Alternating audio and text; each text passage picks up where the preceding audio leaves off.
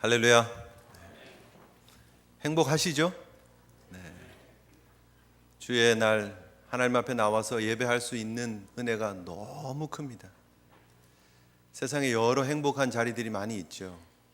좋은 잔치 자리, 파리 자리, 축하의 자리 많습니다. 그러나 그 어떤 곳도 우리가 하나님 앞에 나와서 구원받은 하나님을 백성으로 예배하는 이 자리를 대신할 수 없습니다. 너무 귀하고 너무 감사하고, 특별히 우리가 성찬을 맞이하기에 앞서서 이 준비되어진 성찬상만 보면 가슴이 너무너무나 뭉클뭉클합니다.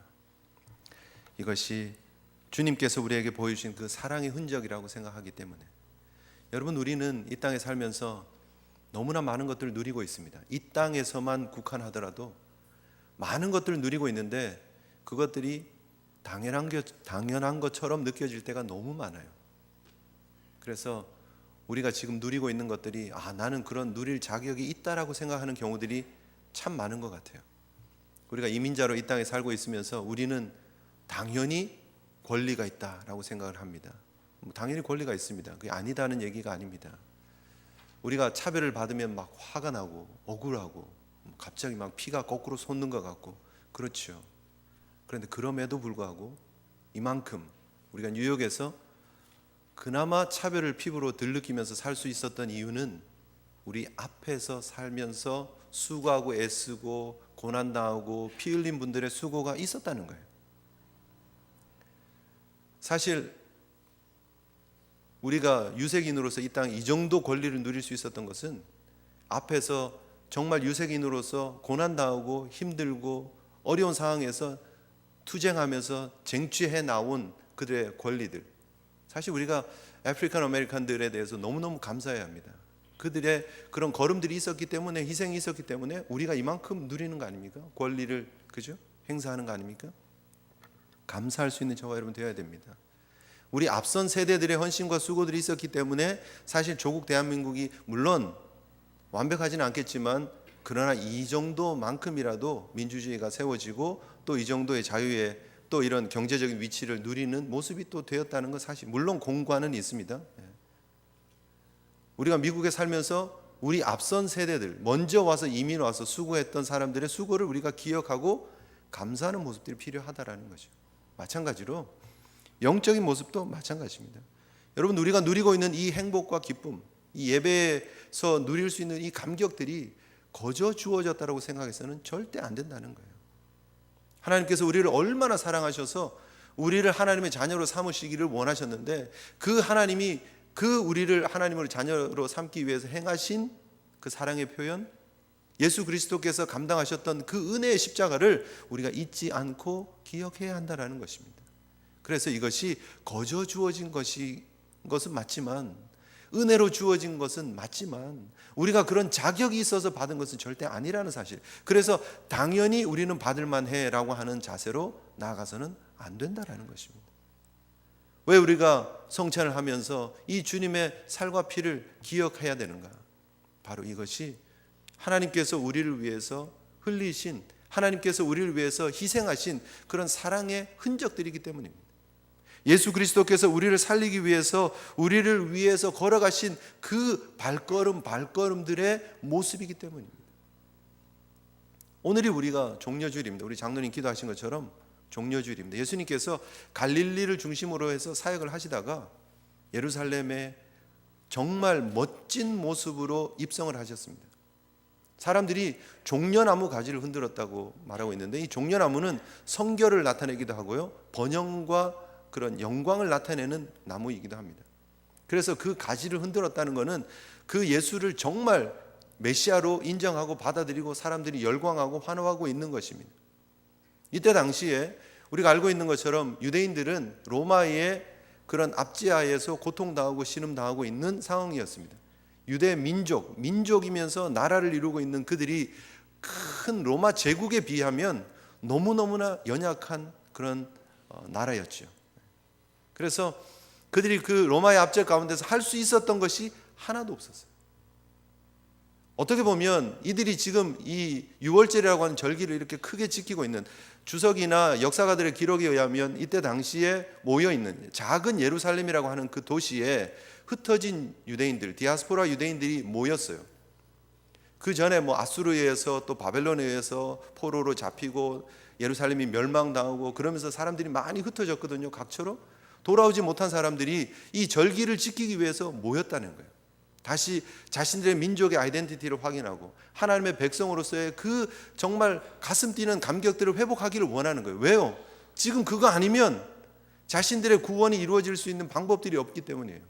자신들의 힘으로는 할 수 있는 게 아무것도 없어요. 그래서 그들이 더 종교적으로 하나 되는 거예요.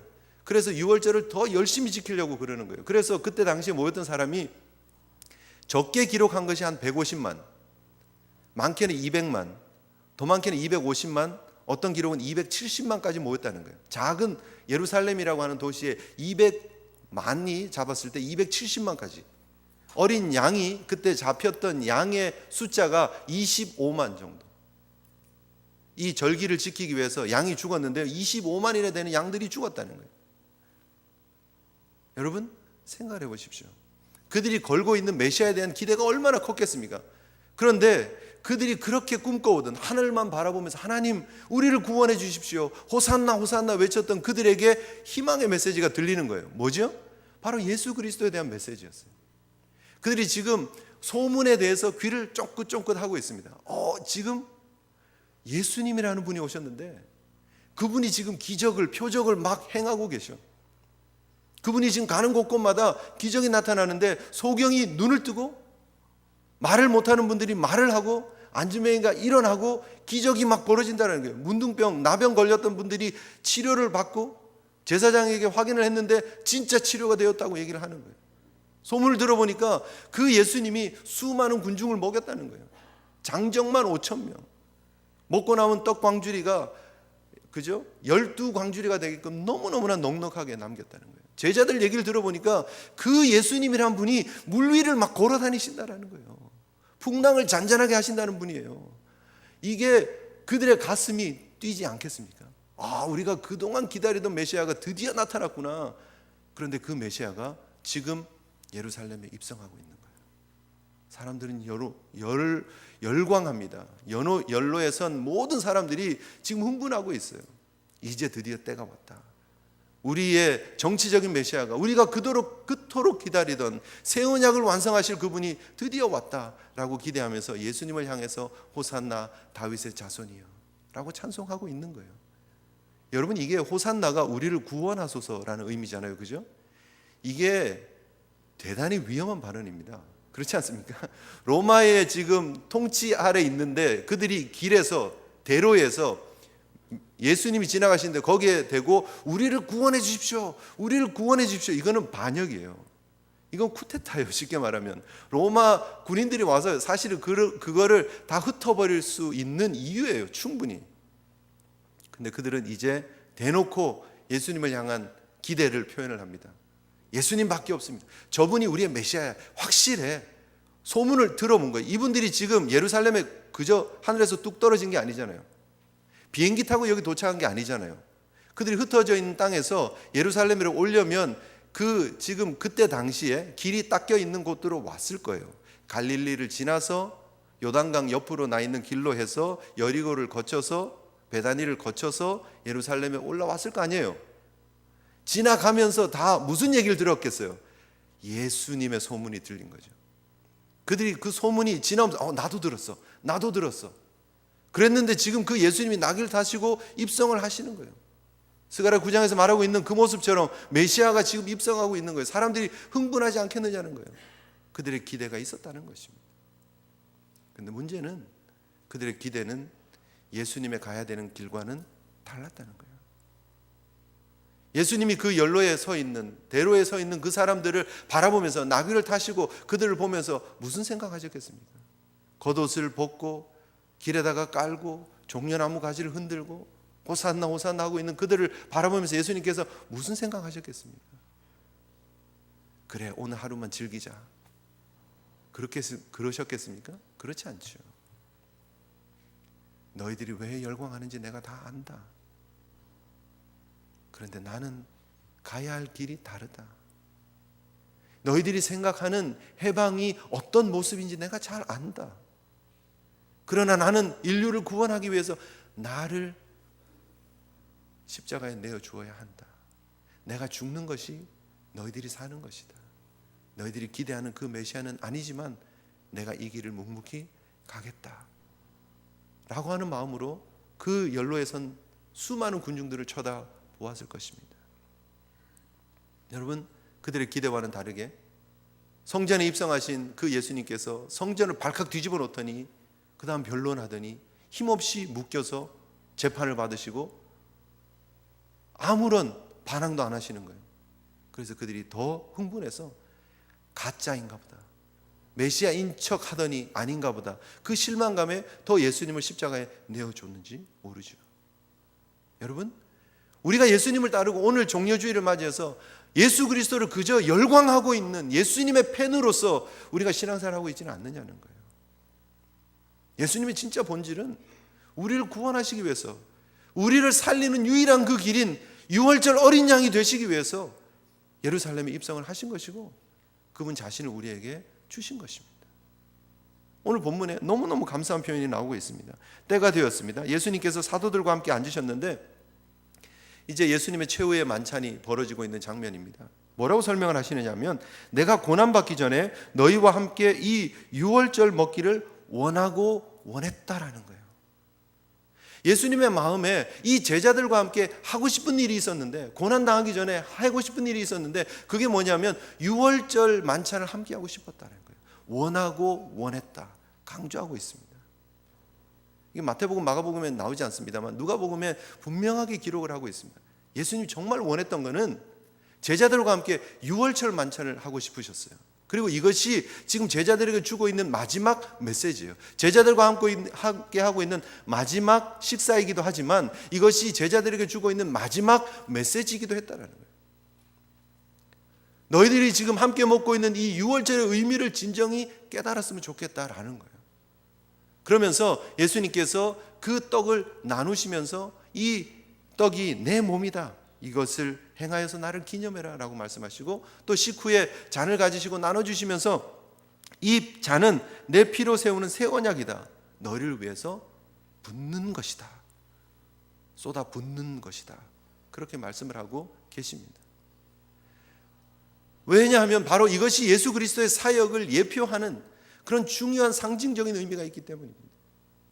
예수님이 이 땅에 오셔서 걸어가셨던 그 걸음은 바로 유월절 어린 양의 걸음이었습니다. 이스라엘 백성들이 출애굽하면서 그들에게 주시는 그 하나님의 구원의 확신이 어디에 있었느냐? 애굽 전역을 하나님께서 치셨습니다. 장자는 다 죽었습니다. 초태생, 처음 난 것들, 짐승이나 사람이나 상관없이 다 죽었습니다. 그런데 그 초태생을 죽인다는 것은 전체를 다 죽인다는 의미입니다.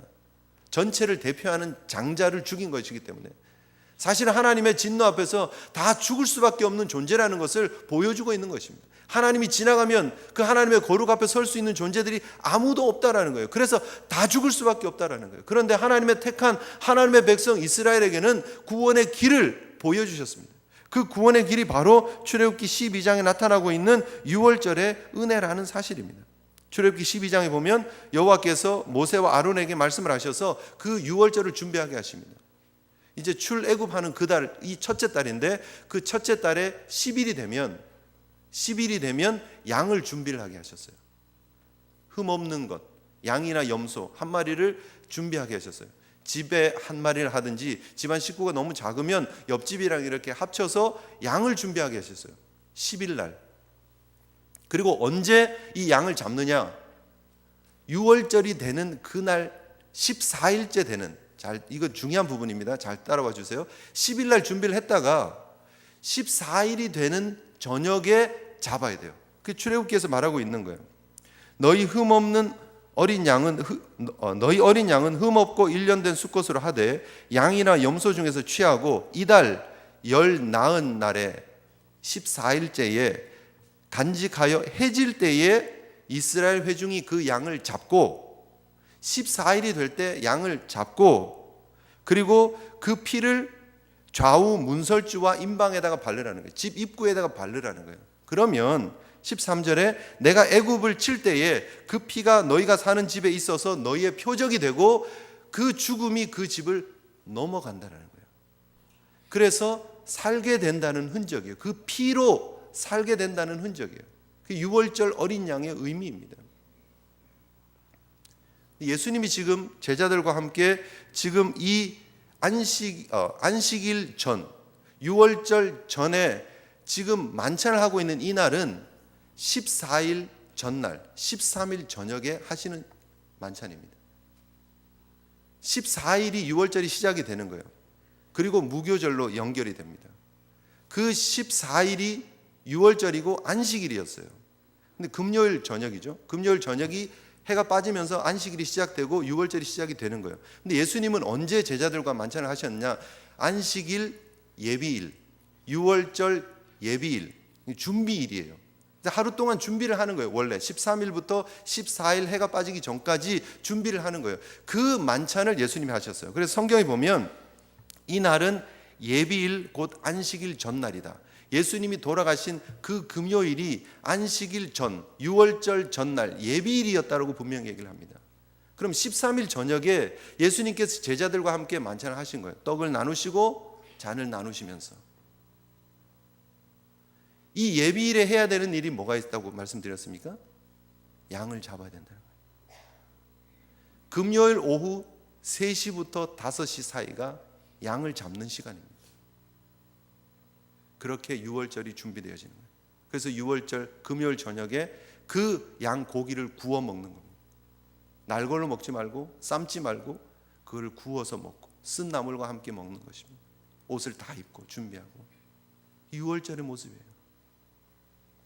그런데 그 예수 그리스도께서 이 세상 죄를 지고 가시는 어린 양으로서 유월절 어린 양이 되시기 위해서 이 유월절을 예비하고 제자들과 함께 이 유월절 잔치를 만찬을 준비를 하시면서 함께 떡을 나누고 잔을 나누시고 그리고 그 예수님이 그 밤에 기도하시고 아침에 재판을 받으시고 새벽에 재판을 받으시고 그리고 아침 9시에 십자가를 지셨다가 오후 3시에 돌아가십니다.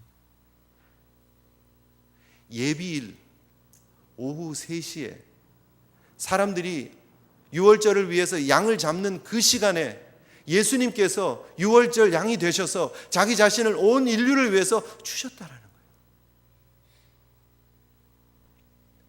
그래서 이 유월절을 너희와 함께 하나님의 나라가 이루기까지 이제 다시 먹을 필요가 없다라는 거예요. 내가 이 마지막 유월절 어린 양이 되어서 온 인류를 위한 구속의 제물이 되어 주셨다라고 예수님이 선언하고 계시는 것입니다.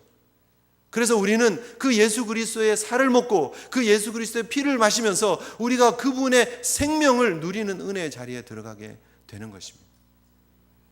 그래서 최후의 만찬에 양고기가 없는 거예요. 왜냐하면 예수님 자신이 양이 되어 주셨기 때문에. 그 예수님 자신이 예비일 마지막 3시에 다른 양들이 다 죽는 그 시간에 예수님 자신이 자신을 드리면서 인류를 구원할 그 피를 쏟아 부어 주셨다는 것입니다. 놀라운 은혜 아닙니까? 하나님께서 우리에게 보여주신 그 사랑은, 그 구원의 계획은 이 구약에서부터 예수님이 오신 그때까지 한 번도 변함없이 완전하게 이루어졌습니다. 그리고 그 주님의 언약이 오늘도 우리에게 유효해서 이 날을 기념하라고, 나의 몸을 기념하고 나의 피를 기념하라고 우리가 오늘도 이 눈에 보이는 설교를 통해서 주님께서 우리에게 베푸신 그 구속의 은혜를 기억하고 있는 것입니다. 여러분, 그저 생각 없이 호산나를 외치는 이 시대에 값싼 은혜를 따라가는 성도들 되지 않기를 주님 이름으로 축복합니다. 주님께서 우리에게 보여주신 그 사랑은 유월절 어린 양의 죽음이었습니다. 그것이 대속의 죽음이었고 그것이 우리를 구속하신 죽음이었습니다. 그 아픔, 그 절규를 엘리 엘리 라마 사박다니 외치는 그 예수님의 절규와 그 절규를 모른 척 하시면서 우리를 위해서 십자가의 죽음을 용납하셨던 그 하나님의 사랑을 기억할 수 있는 저와 여러분, 이 귀한 성례 주일에 다시 한번 우리의 마음을 하나님 앞에 드리는 저와 여러분 되었으면 좋겠습니다. 오늘 우리 영상을 하나 보겠습니다. 체코에서 있었던 실화입니다. 실화를 배경으로 우리가 만들어진 영상인데요. 보면서 우리 하나님의 음성을 듣는 시간 되었으면 좋겠습니다.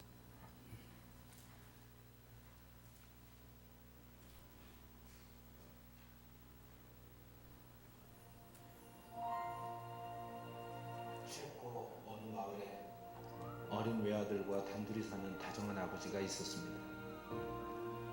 아버지는 배가 지날 때에는 다리를 위로 올리고 기차가 지날 때에는 다리를 내려 철도가 연결되게 해서 기차가 무사히 지나갈 수 있게 하는 철도원이었습니다.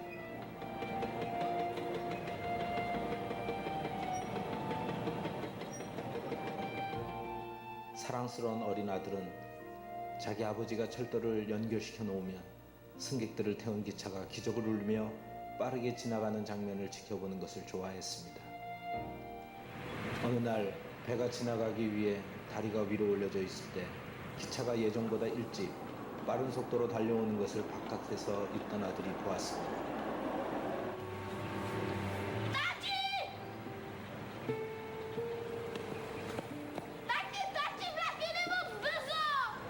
아들은 소리치며 아빠를 급하게 불렀지만 기계 소음 때문에 아버지는 아들의 소리를 듣지 못했습니다. 빠른 기적 소리를 내며 달려오는 기차를 발견한 아버지는 본능적으로 아들의 안전을 확인하려고 찾았지만 아들은 보이지 않았습니다. 위험을 감지한 어린 아들은 자기가 직접 레버를 당겨 다리를 내리려다가 그만 난간으로 떨어지게 됩니다.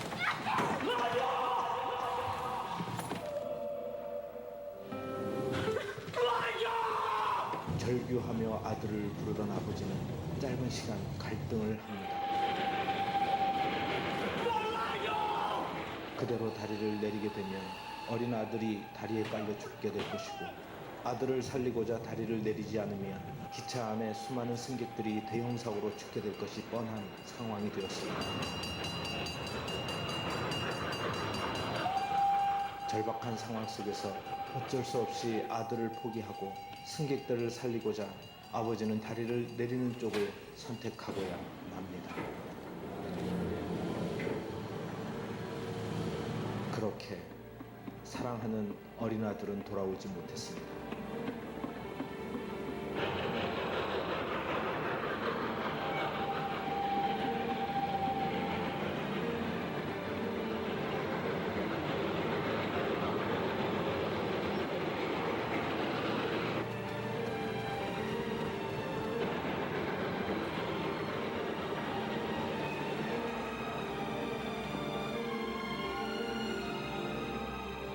그리고 승객을 태운 기차는 무사히 다리를 건너게 됩니다.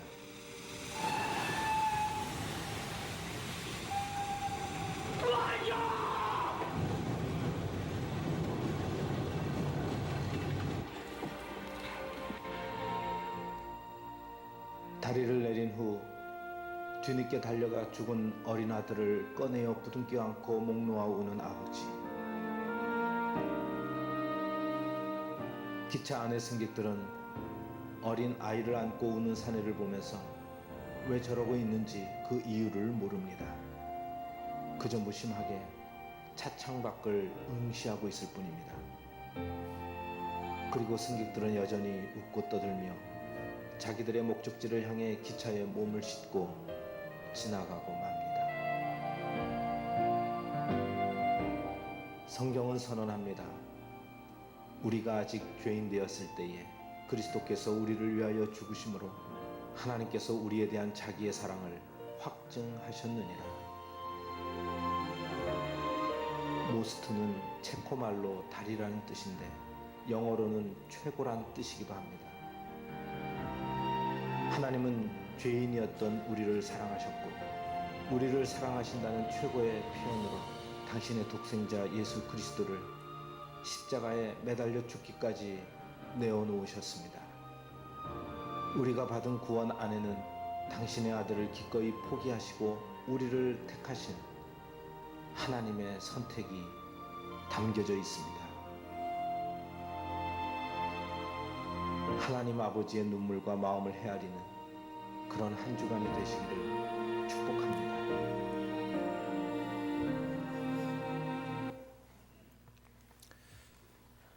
우리 받은 말씀을 생각하면서 또 우리 함께 본 영상을 우리 함께 기억하면서 우리를 살리기 위해서 치르신 그 엄청난 사랑의 대가를, 십자가를 바라보면서 다시 한번 기억하면서 이 잔은 내 피로 세우는 새 언약이니 너희를 위하여 붓는 것이라. 아낌없이 마지막 한 방울까지 우리에게 주신 그 하나님의 사랑 기억하면서 하나님, 그 사랑에 부끄러움 없는 삶을 살기를 원합니다. 다짐하면서 기도하는 시간 되었으면 좋겠고요. 아직도 창밖으로 무심히 아무 생각 없이 그 절규하며 부르짖는 아버지를 이해하지 못하고 있는 세상 사람들이 있습니다. 그들에게 이 사랑을, 그 은혜를, 그 신비를 가르쳐주고 보여주고 전할 수 있는 저희들의 삶이 되게 해달라고 또한 우리 함께 하나님 앞에 기도했으면 좋겠습니다. 기도하시겠습니다.